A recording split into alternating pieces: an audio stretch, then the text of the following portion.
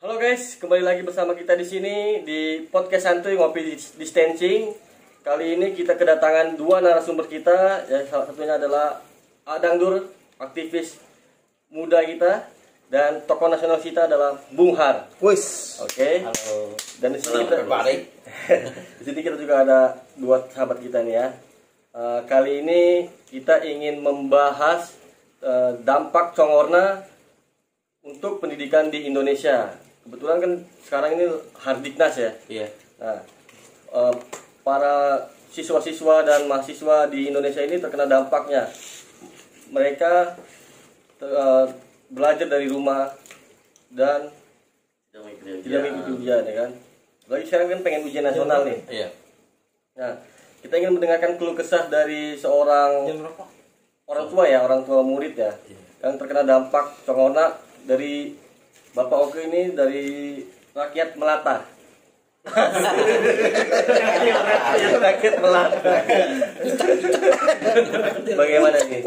Oke, kalau saya yang ingin saya sampaikan nih, pertama kita sebagai orang tua, saya mempunyai dua orang anak nih, Bung Har ya, dan Bung Dadang, Bung Dangdur. Anaknya nular dulu atau langsung? Terima kasih Bung Jot. Iya. Bung Jot, ini saya mau ngeluarin unek-unek nih kalau kita sebagai orang tua.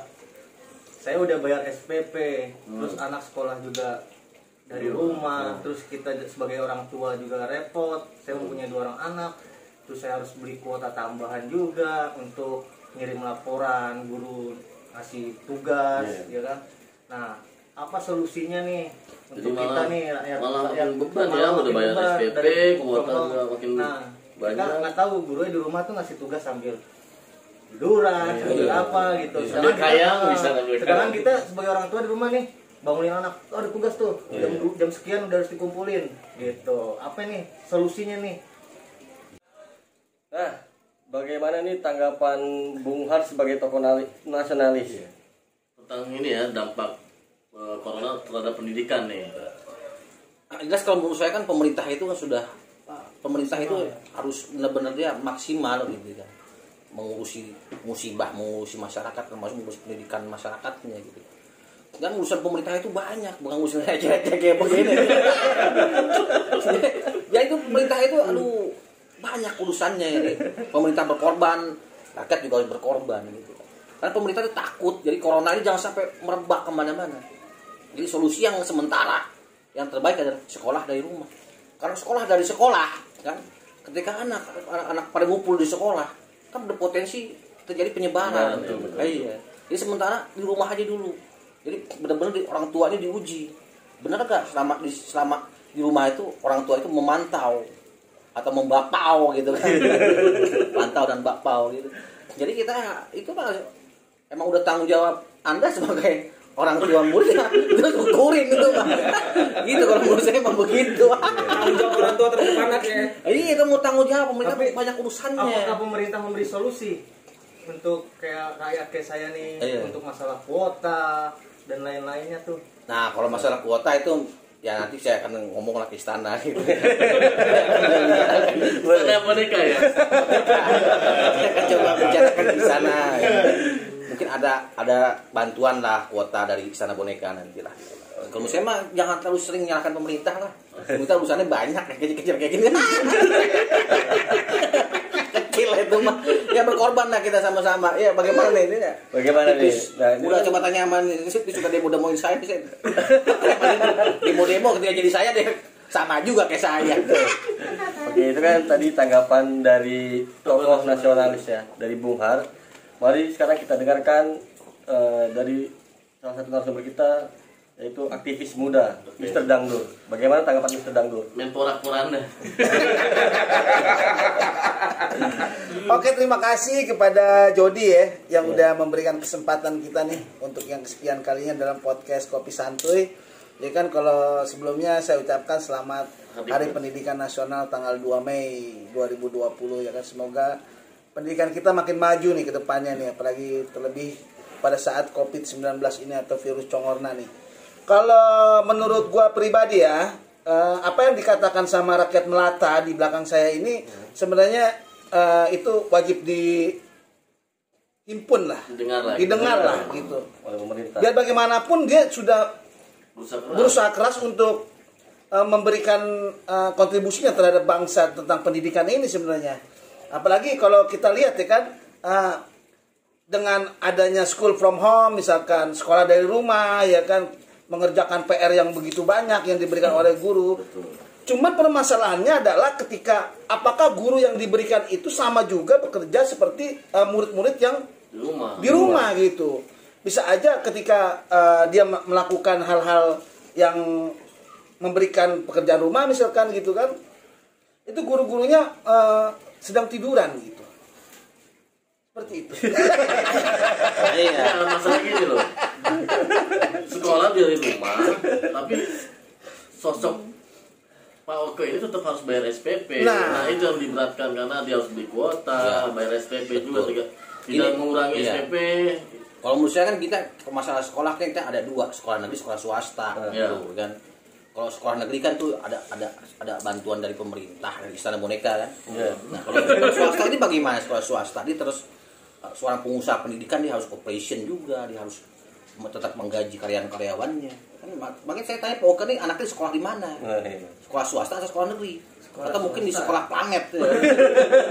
Anak saya di swasta, Pak. Nah, jadi kita biar objektif dari mas aktivis ini yang panas tapi mulu. tetap aja sih, tapi tetap aja menurut gua pribadi. Masalah pendengar saya cukup mendengar. Enggak, tapi menurut gua kalau dengerin aja gitu. Menurut gua ya untuk sekolah negeri dan sekolah swasta sebenarnya sama di saat Covid-19 ini ya kan, wajib mengeluarkan anggaran juga kan, anggaran dari rumah tangga itu sendiri kan. Maka dari itu ada kebijakan lah sedikit lah, misalkan dari swasta kan. Kalau sekolahnya negeri itu bayarannya kan kecil, bahkan ada yang tidak bayaran ya kan, buku-buku pun tidak pernah diminta bayaran ya kan. Sedangkan di swasta itu kan semuanya bayar ya kan. Alangkah baiknya lah di tengah Covid-19 ini virus congorna, ini sekolah swasta juga ikut merasakan gitu apa yang sudah dikeluh kesahkan gitu. Tapi kan selama ini kan tetap SPP tetap bayar, ujian tidak ya kan, terus pembelian kuota lanjut terus gitu kan. Itu bagaimana seharusnya? Kalau pemerintah itu kan sudah memberikan peraturannya gitu kan. Jadi peraturan pemerintah itu berdasarkan kemampuan dari yang diperintah gitu kan. Kalau pemerintah kambing ya masa pakai cara kambing gitu kan. Pemerintah guguk cara guguk gitu. Jadi kalau menurut saya mah ya kembali itu kan berarti kalau di sekolah swasta ini kan ada keluh kesah, jangan ke pemerintah, langsung ke swastanya, ke kepala sekolahnya, kepala sekolah swasta. Tapi kan bagaimana sebenarnya itu kan karena pemerintah itu di luar wewenang pemerintah.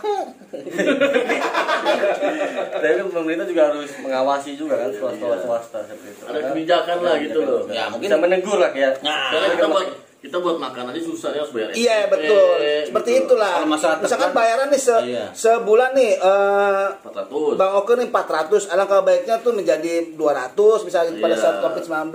Kita tidak pengen lah bayaran itu ditiadakan. Kita tahu lah gaji-gaji seorang guru itu dihasilkan dari pada bayaran murid kan gitu. Tapi kan kalau dalam segi kasus seperti ini kan sudah kasus massal ya kan istilahnya ya kan.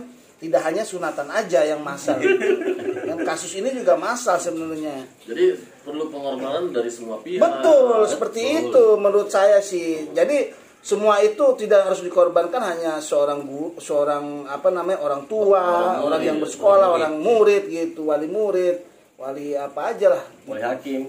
Bung Har, saya mau tanya nih. Oh iya silakan. Ya. Saya kan juga sempat dapat bantuan kuota gratis tuh. Cuma itu untuk akses ke ruang-ruang apa ya, ruang aquarium, macam-macam deh tuh ya, macam-macam. Nah, sedangkan guru ngasih tugas tuh melalui via WhatsApp yang berbeda dengan kuota yang disediakan. Nah itu dia tuh. Gimana tuh Bung Har tuh? Tepat sasaran tuh Bung Har. Kalau menurut saya itu tidak tepat sasaran, tidak tepat sasaran kalau menurut saya. Jadi kalau tepat sasaran musiknya kayak panah tuh kan harus dibidik dulu gitu. Jadi kalau masyarakat salah bidik kalau menurut saya. Yang salah bidik pemerintah berarti. Iya mungkin itu pemerintah berarti. Bukan pemerintah yang salah, kalau pemerintah salah. Pemerintah tuh nggak pernah salah lah. Kalau Bung Oke bukan salah bidik, salah buduk. Harusnya saya duduk di situ ya. Jadi kalau menurut saya mah ya itu emang harus ada tindakan lah kalau emang seperti itu kan bisa diadukan lah ke Istana Boneka gitu. Istana Boneka ya. Ini saya ngeluh kesannya seperti itu, tolong dikasih solusinya. Ya Pak, kita akan saya sampaikan ke pengurus Istana Boneka ya, marbotnya gitu. Nanti ya mudah-mudahan ya pemerintah itu hanya memberikan mendengar gitu, kemudian ya dari pendengaran itu akan melakukan sebuah tindakan yang nyata gitu kan. Oke, begitu aja menurut saya lah. Nah, untuk Bung Dandang nih sebagai Bung Dangdur sebagai aktivis, adakah ingin menyampaikan unek-uneknya nih sebagai aktivis? Kalau menurut saya ya, unek-unek saya itu kalau bisa ya kita harus menjadi satu dulu lah. Jadi satu. Iya. Jadi karena ketika kita merasakan yang satu sakit, maka semuanya harus merasakan sakit semuanya gitu. Jadi kalau bisa begitulah. Yang satu berkorban harus berkorban Nah, semuanya. itu bisa jadi seperti itu. Gitu loh. Jadi jangan diberatkan ke rakyat kecil gitu loh. Iya, masalah-masalah pengorbanan pasti kan kalau semua dikorbankan nanti siapa yang semua dikorbankan, siapa yang harus ada yang dimenangkan lah gitu aja. Semua dikorbankan pasti ada pemenangnya gitu. Pasti ada yang, dan kemenangan itu adalah kemenangan kita semua gitu. Kemenangan pemerintah berarti. Jadi solusinya? Hah? Solusinya dari Untuk rakyat kecil seperti Nah, kita itu ini. apa itu? Solusinya dari pihak dari Pemerintah. nasionalis. Yang dekat dengan Istana Boneka. atau kita dari ini dulu nih, dari aktivis dulu nih. Iya. Bagaimana nih solusinya? Solusinya yaitu untuk mencapai win-win solution atau semuanya enak lah ya. Yang pertama mungkin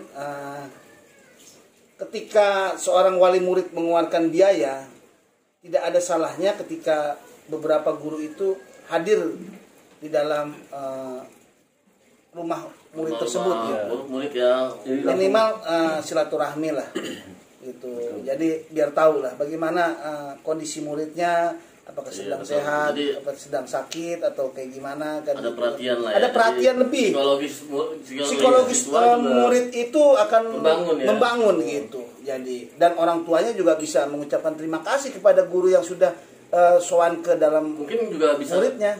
nggak mungkin juga ngasih terima kasih doang, pasti disediakan sedikit makanan. Nah, itu. Jadi makanannya sedikit, minumnya sedikit. Sedikit aja ya. Sedikit aja. Karena uangnya udah habis kan di kuota. Sampai SPP. Iya, kalau benar kan sekolah dari rumah itu sama aja kan bilang sekolah online gitu kan. Kalau online dulu nggak pernah kopdar buat apa gitu kan. Nah, perlu juga guru itu kopdar sama muridnya. Jangan online terus. Saya setuju lah, guru itu perlu kopdar ke orang tua murid gitu. Bisa diusulkan ke pihak istana mereka. Mungkin akan saya tampung dulu ya, resek nanti saya. Nah, kalau udah banyak baru saya, karena kalau cuma sedikit di Sedikit amplop, nanggung sih ya. cuma di amplop, gitu. Kalau banyak nanti saya sampaikan bisa boneka lah, mudah-mudahan didengarkan gitu. Nah, Oke, begitu aja bos.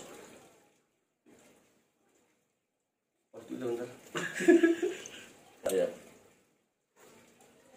Oke, menurut saya emang benang merah dari apa yang tadi kita bahas masalah pendidikan di momen seperti Congorna ini ya. Ada pengorbanan khususnya gitu. biaya pendidikan ya. Terus biaya pendidikan iya, karena sekarang kan susah nyari duit gitu kan. betul. Kan tuyul-tuyul aja kan udah susah, pada malas tuyul-tuyul itu kan. Tuyul babi ngepet udah pada malas sekarang. Jadi kalau menurut saya pengorbanan dari semua pihak gitu. Jadi kita harus bersama-sama lah. Sama-sama, karena saya yakin ini ya pasti akan badai pasti berlalu. Badai pasti berlalu.